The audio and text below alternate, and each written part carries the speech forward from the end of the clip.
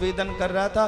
ब्रज की ब्रजांगनाएं गोपियां, ये कथा श्री सुखदेव जी महाराज पांडु वंशीय अभिमन्यु के पुत्र श्री परीक्षित जी महाराज को श्रवण करा रहे हैं। वो ब्रज की ब्रजांगनाएं, ब्रज की गोपियां भगवान के महाराज में पहुंची हैं तो भगवान बोले स्वागतम वो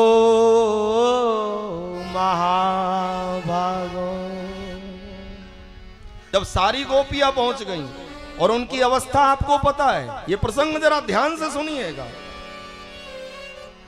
अवस्था कैसी थी कि आधे वस्त्र पहने हैं न पहने, केवल बस वेणु निनाद हुआ और दौड़ती चली गई। घर का कार्य हुआ पता ही नहीं, दूध ठंडा है या गर्म है या चूल्हे पर उबल ले रहा है, बिल्कुल दौड़ती हुई पागल हो गई विरह में। ये कृष्ण भक्ति है। गोपियां यानो ये संदेश दे रही हैं ऐसी भक्ति हो।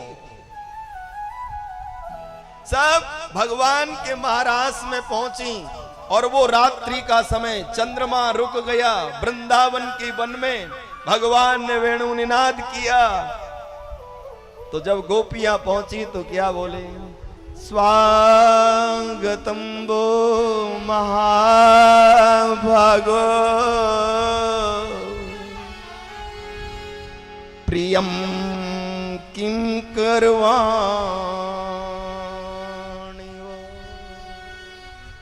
परमात्मा बोले आपका स्वागत है हे ब्रजांगनाओं, आपका स्वागत है।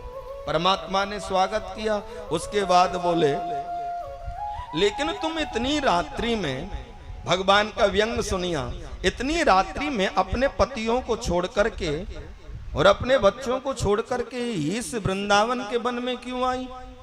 गोपियां बोले बड़े अजीब हो, आप ही ने तो कहा था शरद पूर्णमासी के दिन में वेणु निनाद करूंगा, महारास रचूंगा, तब आप मेरे महारास में आना, और अब आप स्वागत भी करते हो और एक तरफ कहते हैं कि आप यहां इतनी रात्रि में क्यों आई?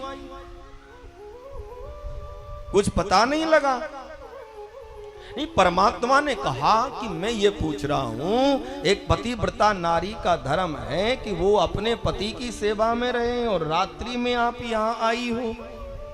ओ श्याम सुंदर बोले आज तो पति, जब परमात्मा ये बोले तो गोपियां कहती हैं आज तो आप पतिव्रताओं का बड़ा उपदेश दे रहे हो।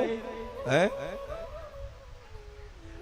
श्याम सुंदर बोले नहीं, मैं तो बोल रहा हूं आप इस रात्रि में यहां आई, आपको अपने पति की सेवा में रहना चाहिए था, आप अपने पतियों को छोड़ करके यहां क्यों आई हो?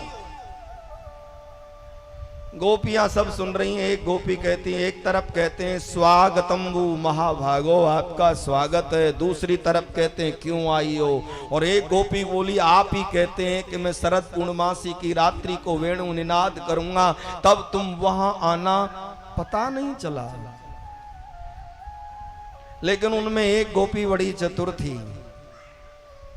उसने कहा अच्छा ठीक है, आपने कहा कि हम अपने पतियों को छोड़ करके यहां क्यों आई हैं? परमात्मा बोले बिल्कुल राइट, मैं तो यही पूछ रहा हूं आप क्यों आई हैं?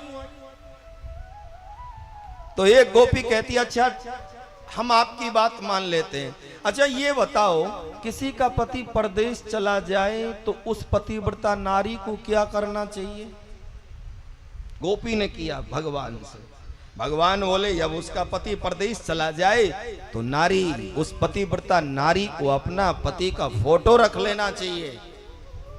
बोले और बोले पहले उसकी आरती उतारे, उसकी पूजा करें, उसका भोग लगाए, फिर भोजन करें। ठीक है।